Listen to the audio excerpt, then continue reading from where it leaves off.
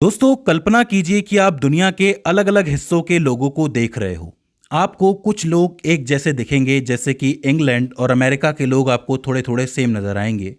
वहीं कुछ अलग लोग अलग तरीके के दिखेंगे, जैसे कि अफ्रीका के लोग आप देखोगे, इंडिया के देखोगे या चाइना के देखोगे, वो बिल्कुल अलग नज़र आएंगे। तो इन्हीं असमानताओं और अंतरों को रेस यानी कि प्रजाति या फिर नस्ल कहा गया था, और इन्हीं से बनी थी रेसिज्म यानी कि प्रजातिवाद या नस्लवाद की अवधारणा। यानी कि आप ये कह सकते हो कि लोगों के शरीर की बनावट, उनके चेहरों की बनावट को देखते हुए ही जो आइडिया ऑफ रेसिज्म है, नस्लवाद का जो विचार है, वो उभर के सामने आया। पहले हम समझ लेते हैं कि ये होता क्या है। इसमें मुख्य रूप से उन लक्षणों को देखा जाता है जो हमें बाहरी रूप से सीधे नजर आते हैं, जैसे कि त्वचा या फिर चमड़ी का रंग। यह सबसे आसानी से दिखने वाला और अक्सर बात किया जाने वाला लक्षण है। टारगेट भी इसी को किया जाता है। जैसे कि लोग जो हैं वो गोरे भी हो सकते हैं, सांवले हो सकते हैं, गेहुए हो सकते हैं और सांवले भी हो सकते हैं। तो अलग अलग रंगों के आधार पर लोगों को बांटा गया। इसके अलावा कद काठी, जैसे कि कुछ समूहों में लोग आपको औसतन लंबे नजर आएंगे, तो कुछ समूहों में आपको छोटे नजर आएंगे। इसके अलावा सिर और नाक की बनावट, लोगों के सिर का आकार और उनके नाक की जो शेप है वो अलग अलग हो सकती है। जैसे किसी की नाक सीधी होती है, किसी की चौड़ी होती है या फिर किसी की चपटी भी होती है। तो ये भी एक फैक्टर था। इसके अलावा बालों की प्रकृति, बाल सीधे भी हो सकते हैं, घुंघराले भी हो सकते हैं, लहरदार या फिर घने भी हो सकते हैं। उनका रंग भी काला, भूरा या सुनहरा हो सकता है। याद रखना, मैं प्राकृतिक रंग की बात करता हूँ, क्योंकि ये जो लोग हैं वो प्राकृतिक रंगों के साथ पैदा होते हैं। कुछ काले बालों के साथ पैदा होते हैं, कुछ भूरे बालों के साथ, तो कुछ सुनहरी बालों के साथ। इसके अलावा आंखों की बनावट, यानी कि आंखों का आकार बड़ा है कि छोटा है, पलकों की बनावट कैसी है, और आंखों का रंग जो भूरा, नीला और हरा हो सकता है। इन सब के आधार पर भी तय किया जाता है। इसके अलावा होठों की मोटाई, आपने देखा होगा कि किसी के होठ बहुत पतले होते हैं तो किसी के बहुत मोटे होते हैं। और आखिर में रक्त वर्ग यानी कि ब्लड ग्रुप। हालांकि ब्लड ग्रुप जो है वो सामने से दिखने वाला लक्षण नहीं है, लेकिन पहले के कुछ एक वैज्ञानिक जो हैं वो ये मानते थे कि कुछ विशेष ब्लड ग्रुप जो हैं वो भौगोलिक रूप से किसी एक जगह पर पाए जाते हैं। जैसे कि A B positive blood group जो है उसके लोग इस इलाके में ज़्यादा पाए जाते हैं, या फिर ओ पॉजिटिव वाले इस इलाके में ज़्यादा पाए जाते हैं। तो रक्त वर्ग को भी इस रेस के अंदर शामिल किया गया, प्रजाति के अंदर शामिल किया गया।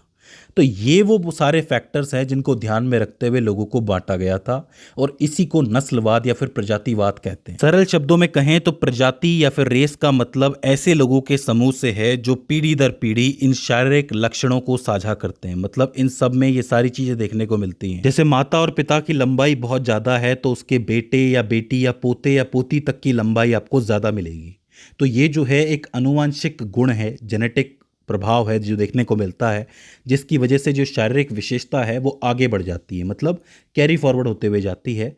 और इस तरीके से एक पूरा समूह बनता है, ग्रुप बनता है, जिसको हम विशेष प्रजाति या विशेष रेस कहते हैं। हालांकि आज की तारीख में ये जो रेस या फिर प्रजाति या फिर नस्ल का जो सिद्धांत है, इसको पूरी तरह अमान्य घोषित कर दिया है, क्योंकि वैज्ञानिकों का मानना ये है कि ये जो रेस या फिर शारीरिक विशेषताएं हैं, ये सब की सब भौगोलिक कारणों की वजह से और अनुवांशिकी की वजह से, यानी कि जेनेटिक्स की वजह से देखने को मिलती है। उदाहरण के तौर पे अगर दो अलग अलग भूगोल के या फिर दो अलग अलग देशों के लोग आपस में शादी कर लें और उनका कोई बच्चा हो जाए, तो उस बच्चे के अंदर आपको दोनों के गुण देखने को मिलेंगे, यानी कि माँ के गुण भी देखने को मिलेंगे और पिता के गुण भी देखने को मिलेंगे। ऐसा हो सकता है कि माँ के गुण ज़्यादा अफेक्ट करें या पिता के गुण ज़्यादा अफेक्ट करें, ऐसी स्थिति बन सकती है। अदरवाइज दोनों टाइप के गुण आपको इसके अंदर देखने को मिलेंगे, और इससे आप देखोगे कि एक अलग ही तरीके की नस्ल पैदा हुई। तो क्या आप उसको अलग नस्ल कहोगे? नहीं, वो जो है सिर्फ अनुवांशिकी की वजह से चेंज आया है।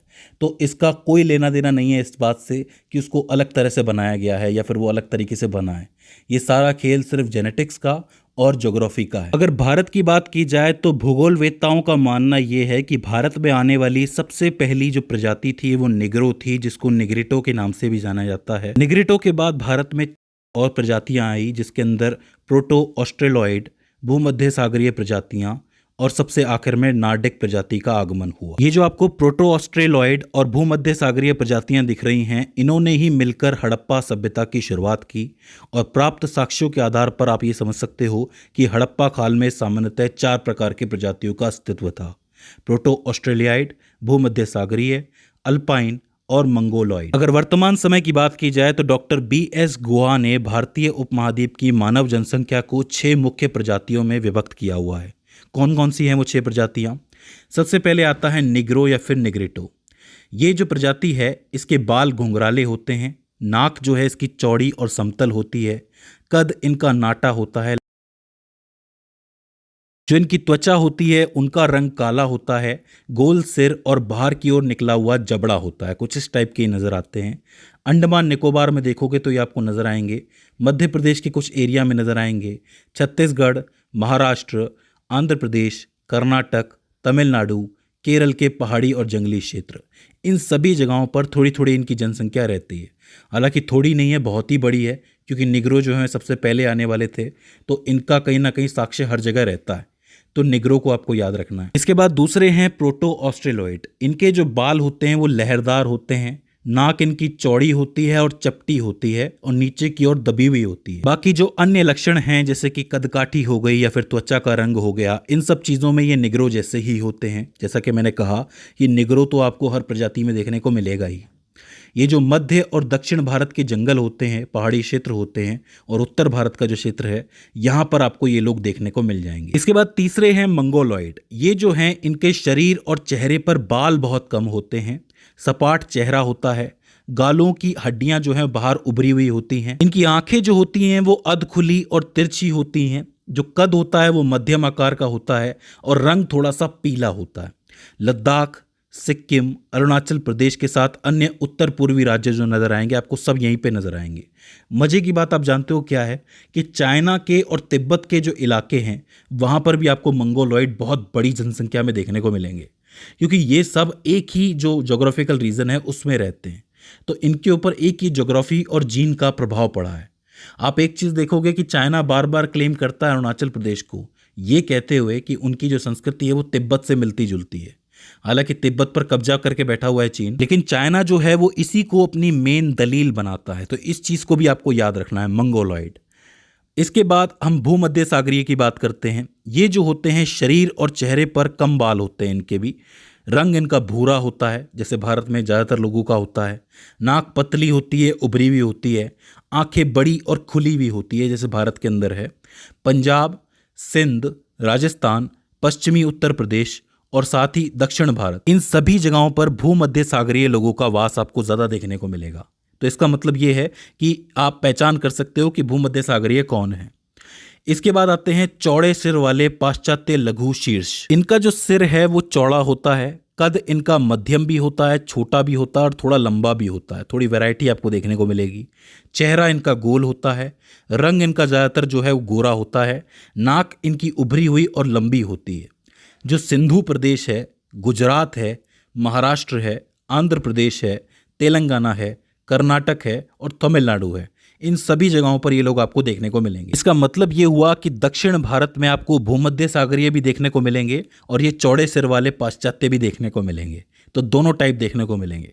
हालांकि हिंदुस्तान इतना ज़्यादा विविध है कि यहाँ पर आपको हर प्रदेश में हर टाइप की प्रजाति देखने को मिल जाएगी, क्योंकि लोग ट्रैवल भी तो करते हैं ना।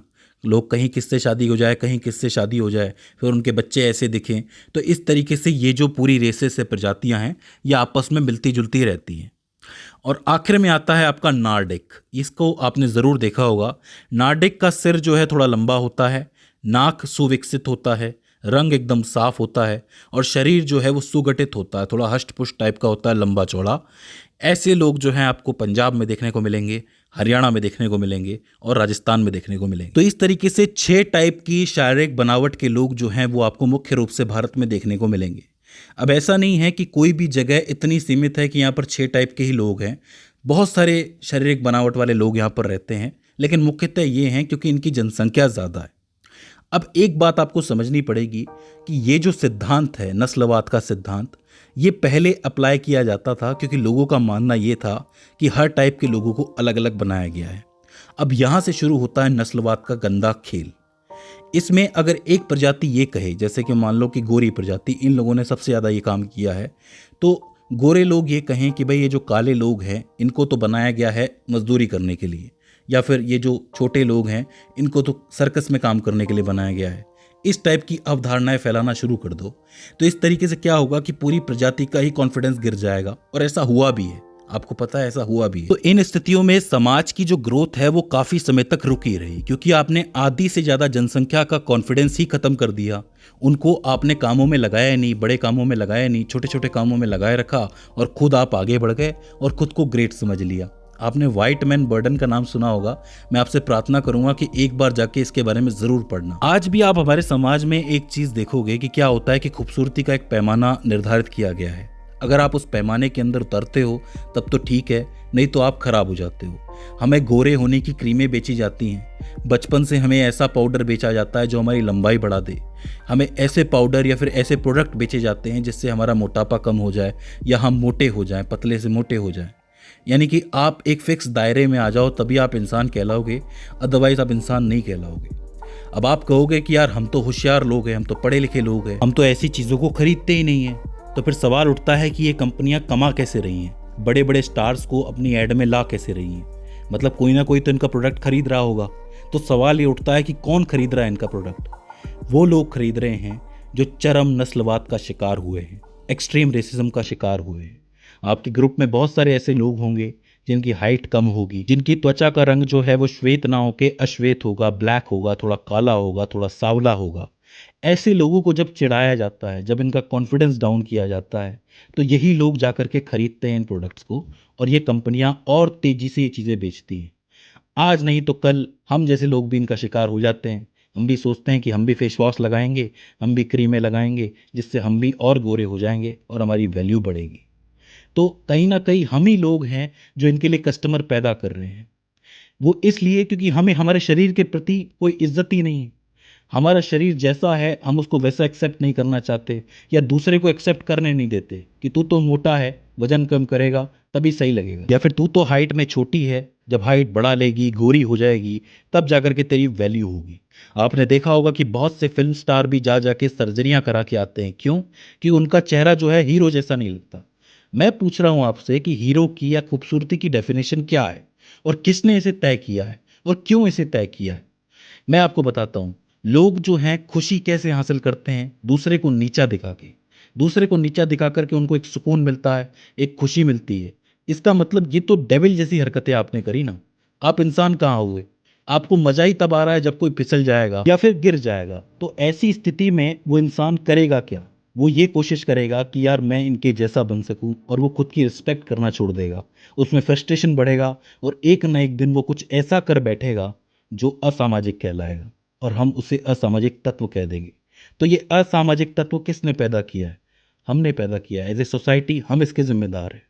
तो पहला सुधार जो है वो हमें अपने अंदर लेके आना है। नस्लवाद तो अपने आप ही चला जाएगा। तो दोस्तों, मुझे उम्मीद है कि आपको ये नस्लवाद का कॉन्सेप्ट समझ में आया होगा और इस वीडियो से आपने कुछ ना कुछ नया ज़रूर सीखा होगा। अगर इसके बाद भी इस वीडियो के अंदर आपको कोई क्वेरी आती है, कोई दिक्कत आती है, तो आप हमें कमेंट सेक्शन में बता सकते हैं। तो दोस्तों, आज की इस वीडियो के अंदर बस इतना ही। See you in the next one.